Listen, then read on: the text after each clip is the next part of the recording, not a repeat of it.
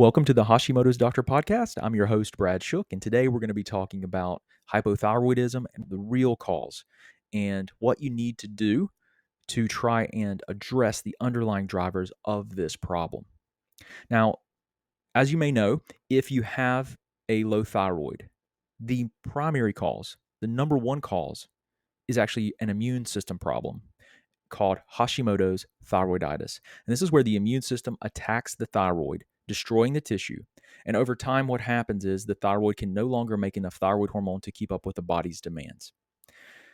When you present to your doctor with all the symptoms, and the most common symptoms are fatigue, weight gain, hair loss, constipation, brain fog, or lack of mental clarity, cognitive processing, sleep disturbances, hormonal disturbances, low libido, just to name a few of the things that are most common.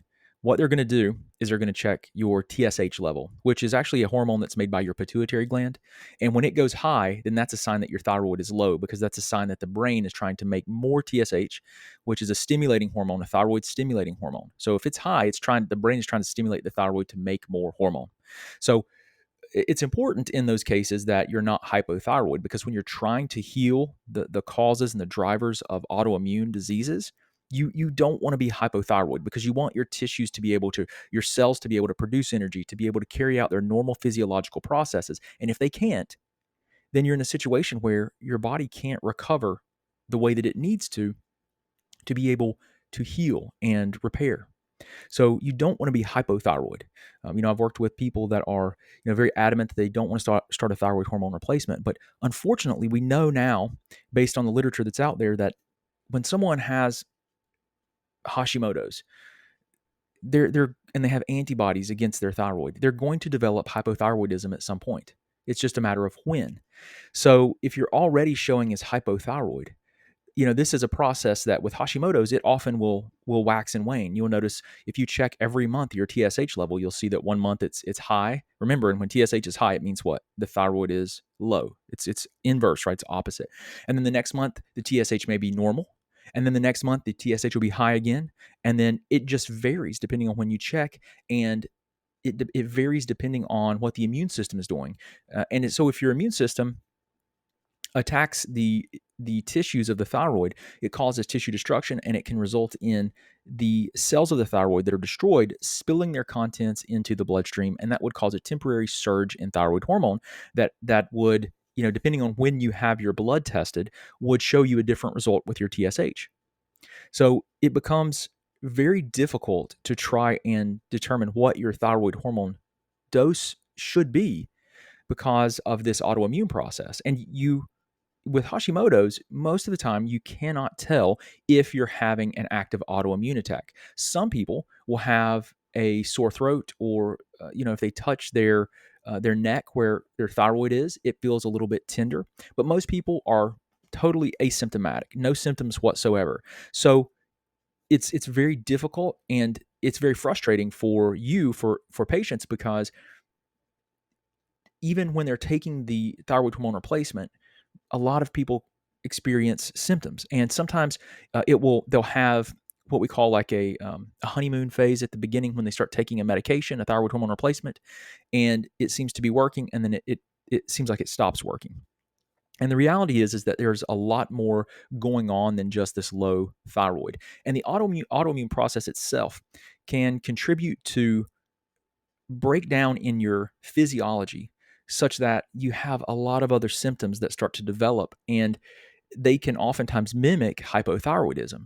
So, it's been my experience working with thousands of people that it's never just one thing. People will say, well, is it, do I just need to, to address the autoimmune process? Do I just need to take vitamin D? Or do I just need to, remove gluten from my diet? And though those things can be and are very, very commonly important to do, they're usually not enough, because each person has their own mix of immune drivers that's pushing the autoimmune process along, and those things need to be addressed.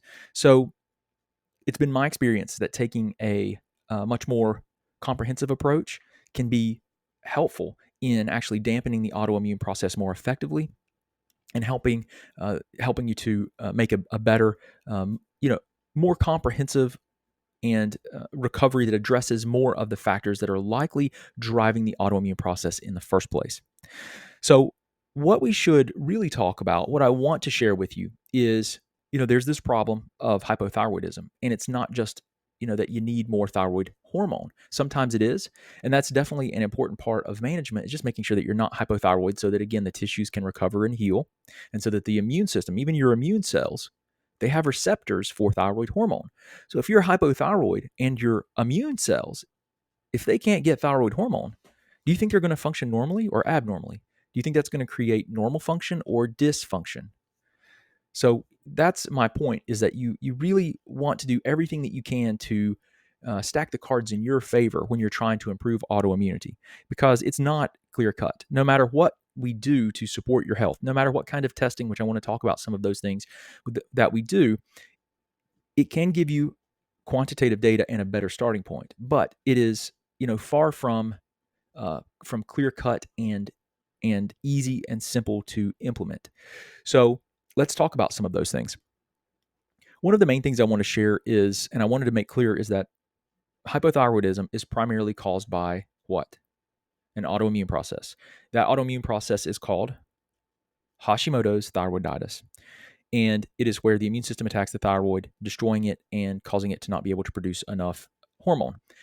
The way that I have found best to support any autoimmune condition, but especially Hashimoto's, it's been my most experience, I have the most experience working with Hashimoto's, is to approach this from what is called the environmentally induced model of autoimmunity.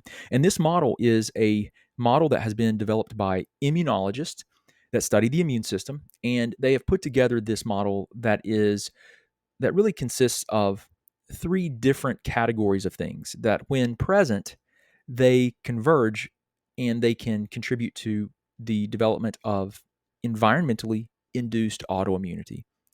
And that's really what Hashimoto's is. It is induced by external triggers that activate genes that result in our immune system starting to attack our thyroid. And one of the most important things I think to understand here is that I think all of us have genes for some type of autoimmune condition. It's just Hashimoto's is a very, very common one. It's the most common autoimmune condition. So there are environmental triggers and there is a genetic susceptibility. Right? Once the gene is turned on, we don't know how to turn it off. But what we can do is we can do our best to identify these triggers, these drivers, using this environmentally induced model of autoimmunity as a map, and we can work to remove those triggers and support the physiology to try and dampen that autoimmune process, almost like a dimmer switch where we're turning it down as far as we can so that the light starts to dim, dim, dim, and hopefully it looks like it's off, even though we didn't push the button to turn it off, because we don't know how to turn off autoimmune conditions once the genes have been turned on at this point. And that would be similar to what we might call remission, right? But even if we can just dampen it enough to improve the symptoms significantly, we could make a big, big difference in quality of life and in function. And that is absolutely critical, because the medications alone are not enough. And even if you think that, the medications seem to be working fine, I feel okay, even though I have Hashimoto's, that is not advisable, because we know that progressive inflammatory responses against the thyroid, like progressive immune attack against the thyroid, can predispose the cells of the thyroid to change in ways that could lead to different types of thyroid cancers.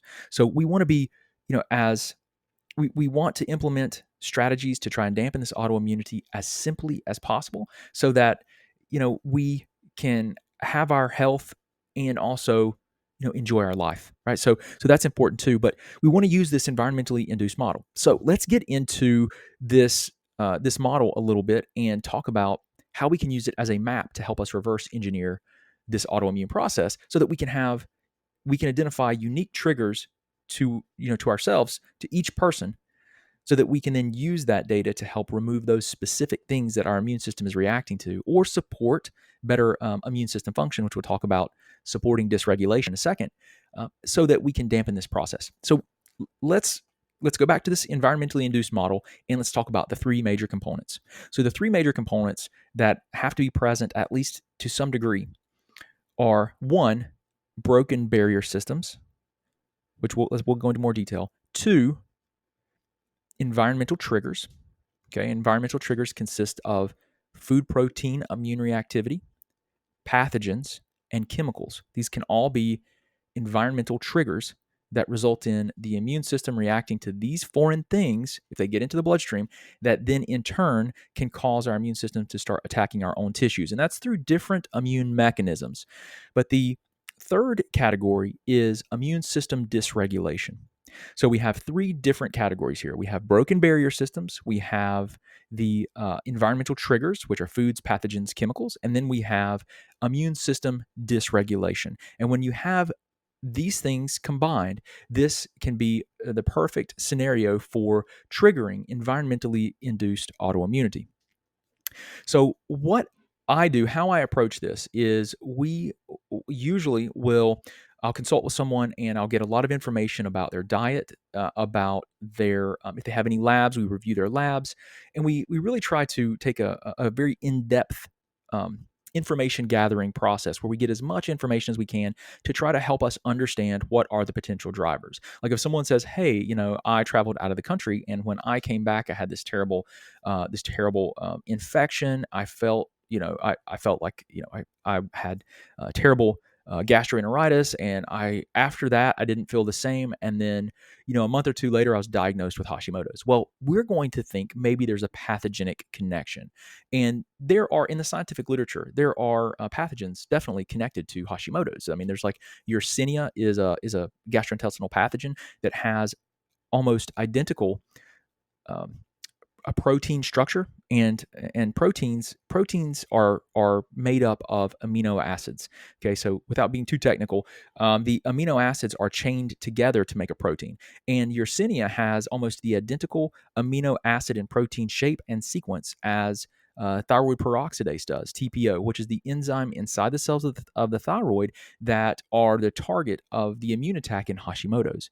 So the connection there would be the Yersinia infection. Yersinia infects the person. Their immune system starts reacting to it and making antibodies against Yersinia. Antibodies are like tags that are designed to stick to things that have a particular protein shape and structure. So the antibody is made to stick right to Yersinia based on that protein shape and the amino acid sequence. Well, as those antibodies circulate through the bloodstream and they're coming across different proteins, they're looking for things that they can stick to. And if they are exposed to the thyroid, to the TPO, they may be able to bind directly to it because it has such a similar structure. This is called molecular mimicry, where the molecules in your tissue have a very similar and almost identical type of structure as the foreign trigger. So whether it be a pathogen, whether it be a food protein like gluten, for example, or whether it be a chemical that binds to your tissues. There are different immune mechanisms, but molecular mimicry is one that has been researched quite extensively. There's continued research. This is, an exploding area of research and growth. There's so much that we have to learn about these immune mechanisms, but that is one way that the autoimmune process may be triggered by a pathogen. So the broken barriers, the environmental triggers, right? The foods, pathogens, chemicals, and then the immune system dysregulation are all important. So what we do is we try to understand, based on their history, what might be the mix of things that are driving their symptoms. Then we, try to look at lab tests if they've had those performed and recently, and we try to see, do they have low vitamin D? Because vitamin D would fall under, if their vitamin D is low, that would fall under the immune dysregulation category. And that's, vitamin D is very important for your immune system to function normally. It is critical for a particular type of cell called a regulatory T cell to function normally, and the regulatory T cell helps to orchestrate and balance the immune response. And without normal regulatory function, the immune system can dysregulate, and that could lead to, and that means different things for different people. Maybe it means to a very overly aggressive immune system where you have very strong immune response. Maybe it means that in someone else, their immune system is unable to resolve or diminish the immune response once it gets started, and so it can't resolve the inflammation because there's dysregulation, and the regulatory cells can't do their job. So that's just one example of how vitamin D might play a role. But there's other things that we know. Vitamin and mineral deficiencies can be real issues. So dysregulation, vitamin and minerals, chemicals can cause dysregulation too. So we want to consider things like chemical exposure, what's their occupation, and then we can obviously test. We can test for a lot of these things, but we try to take their history and get an understanding for what might be driving this. We look at their diet. So I have people complete like a dietary journal. And then based on that data, what I try to do in that appointment, I try to give people ideas on where to begin. And this is what I want to do here for you as you think about your own situation. I try to give people ideas where to begin. So at the most, typically the most basic starting place, and it's always, I find that it's always required. I've never found a case where we didn't have to change and really focus on diet. Now, there are some people that have presented to the office and they have done a pretty good job with their diet because they've been online researching. And a lot of people today have done a lot of listening to podcasts like this. They've tried to educate themselves and they've made some changes. But I find that it's almost a given that we need to change the diet. And I've seen diet make such major differences. And one of the reasons that diet can play such a significant role here is because dietary changes can impact all three of the areas of this environmentally induced model of autoimmunity. It can improve intestinal permeability, or what we would call the lay term for intestinal permeability is leaky gut, where things inside the intestinal tract leak through the intestinal lining because it's broken down to some degree, and it leaks into the bloodstream, triggering an immune response against particles that should be staying in the gut, but they have been able to pass through the intestinal wall into the bloodstream before they should be there.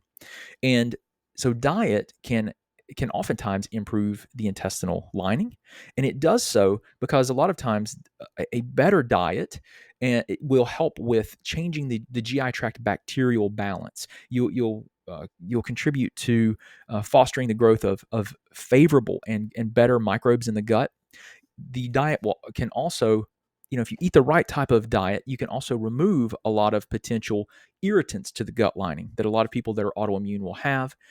And you can remove chemicals from the food if you eat foods that are organic, or if you follow like the environmental working groups Dirty Dozen and Clean 15 list. That's a typically a good list, but you try to remove pesticides and herbicide residues that you might be consuming that can contribute to damaging your microbiome, your bacteria, and also creating issues with your gut lining. And by changing your diet and removing processed foods, you remove a lot of the flow agents and other food additives in highly processed foods that have been shown to create problems for our mucus layer that is a protective layer of the intestinal lining. So diet can, one, really change and make a significant improvement in the intestinal lining. Now, removing a lot of the foods that are, commonly inflammatory and irritating to those people that have autoimmunity or Hashimoto's can impact the triggers, right? So moving on from the barriers, it can impact the foods that could be problematic and driving the autoimmune process because you remove a lot of the foods that are potentially triggering. So, for example, the most common food by far with Hashimoto's that is a problem is, or I should say, are gluten-containing foods. And it is what it is. A lot of people don't want to hear that, but it is what it is because the gluten protein is it has there are a lot of problems with it driving an inflammatory response, and it is the food itself or wheat has a lot of potential issues. So if you're dealing with a food that has been changed over pretty rapidly over the last 50 years, so that we can get better yields from the wheat. The wheat's different than it was. I mean, that's one of the main things. And it might be genetically engineered. It may have herbicide residues on it. It can be it's stored in silos, which can you can get mycotoxins, molds that grow in that, and you get all this stuff that you're consuming, and then it's ultra processed and refined in most cases into these fine powders that you could never grind down by hand. So you're getting this ultra concentrated version of wheat that has all of everything stripped out of it. Really, so the vitamins, the minerals, the fibers are stripped out. It's an ultra processed food, and it's a problem for a lot of people that have Hashimoto's. And I could do an entire podcast, and I probably have one where I've talked about gluten. It's in the archives, but This is something that, where diet could improve the gut, which improves the gut lining, which improves the microbiome, which the bacteria in the gut produce postbiotics, things like butyrate, for example, which help to improve the immune system's response, because you have cells that are in the bloodstream that literally come right up to your gut lining, and they stick an appendage up into the uh, gastrointestinal tract, and they sample the environment. They're called antigen presenting cells, and these cells, they sample that gut environment. And so when you change your diet, you change the barrier system, and you change the bacteria, and that can be a game changer. Okay, so that also can remove the potentially inflammatory food proteins. That can remove components in foods like lectins, which can be problematic for a lot of people. Like it's a huge problem for me. Lectin containing foods are major issues for me, and because they irritate my gut lining when I start eating lectins. I was raised in the South, and we always had tomato plants around my parents' house, and I love tomatoes, but tomatoes have a lot of lectins in them. The skin, the seeds have lots of lectins. And when I would eat those, that's really when I first had my first outbreak of psoriasis. And anyway, so it removes a lot of you go on the right dietary approach, and I'll tell you more about the dietary approach I recommend. It can make a big difference with the foods. Now, the pathogens, when we talk about, again, the triggers, right? We talked about environmental triggers, we talked about foods, pathogens, and chemicals. Changing diet can influence the type of bacteria in the gut. If you have a pathogen in the gut, but now you're eating, let's say you can tolerate them, but you're eating some fermented foods, you're eating some things that can really, really help to nourish and change your gut microbiome, you might be able to really diminish if there's a pathogen there. Typically, you want to get rid of it with something, but if there's a pathogen or bacterial imbalance, which we call dysbiosis, you can help to support and improve that. And then that may be able to improve pathogenic triggers. And then if you're eating more of an organic diet, you're reducing your exposure to pesticides and herbicides. There you're reducing a chemical burden, right? So just diet can influence the microbiome. It can influence those barrier systems that are critical. It can influence the environmental triggers. And guess what? There's also more nutrient dense. So then you're replenishing vitamins and minerals more so with a good diet too. So let's talk about the diet real quick. The diet that I recommend is an autoimmune paleo diet, and it's really done as an elimination diet. I've had people that go on it and they do great with it. There's no reason that someone couldn't eat an autoimmune paleo diet for their lifetime. But what I recommend is that people go on an autoimmune paleo diet as an elimination protocol for 1 month. A lot of people I see really maximize their benefit at about 3 months, sometimes longer, sometimes 6 months, and so they continue to improve. And then I tell them to keep going if they feel like they can do that until they plateau in their results, and then they start doing a strategic reintroduction of foods that they want to add. Now, so diet can play a major role.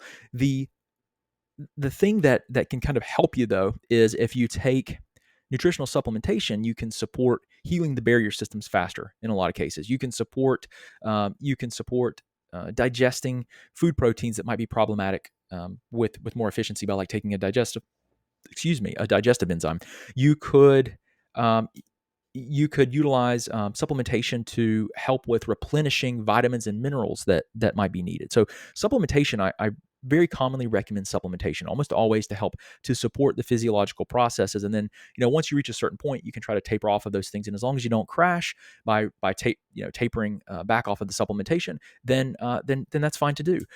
I do like to get laboratory testing if possible. And the way that I approach this is I will always give people like a framework to consider, starting from like, look, you could just change diet and see how you do. You could change diet, depending on your budget and your motivation level, what you want to do. You could, which, I recommend people take it seriously. I mean, obviously these are autoimmune conditions can lead to major issues. Like we talked about earlier, like autoimmunity against the thyroid can definitely lead to thyroid cancer. We have literature that shows that it predisposes us to different types of thyroid cancer. So, it's something to take seriously, but everyone's in a different place, and financially, it makes a difference. I mean, just changing diet can be a challenge, right? So, um, financially, so I am respective of everyone's needs in their individual situations. But if you have it in your budget, you want to try to add in some supplementation in most cases. And then if you have a budget for it, I recommend considering different types of testing. Now, I like to do testing that assesses the intestinal barrier. I like to do a mucosal immune system reactivity screen that looks at the immune system's response on the mucus layer, basically on your mucous membranes.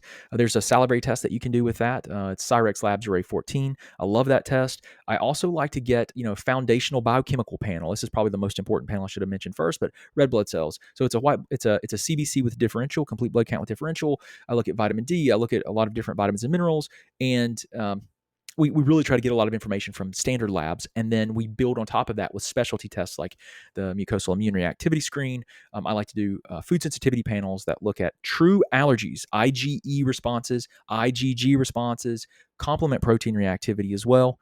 And then I like to do, if we have budget for it, a microbiome analysis, like a stool culture, send it off to a specialty lab where they look for pathogens, and then they'll do sensitivity testing where they'll actually, if they grow something in culture, they'll check it against different herbal compounds, antimicrobials, and also prescriptive medications to see what it's sensitive to. And so that, if you choose to take that approach, you can eliminate it pretty efficiently because you know what what the pathogen or the bacteria is sensitive to. And so those are, some of the primary strategies. And then, and what I try to do is give people a prioritization for all their testing, starting with, if you have a budget for one test, I list however many tests there are, and I'll number them 1 through however many. And sometimes, there are 8 tests. I might recommend 8 different tests. And it really depends on, your budget and where you want to begin, but there's no wrong place to start. And if you address and you think about this environmentally induced model of autoimmunity, I think it gives you the best chance to really address the root cause of the problem rather than just taking a thyroid hormone medication, which, as I said, is definitely important. But, a good place for most people to start is with a good elimination protocol. An autoimmune paleo diet is, typically a good place to start based on my experience. There's actually literature showing it improves quality of life. So that's something that I would consider. But, I hope this information is helping you out today. I do appreciate you spending your time with me. And if you have any questions, please don't hesitate to reach out to us. You can visit us online at drbradshok.com. That's drbradshok.com. I do work with people across the United States and around the world. So you can go there and check out our practice if you need some assistance. Also, I have tons of free resources and videos and podcasts. So feel free to check those out too. And as always, I appreciate you spending time with me. And I look forward to talking to you and hanging out again. Have a good day. Thanks. You.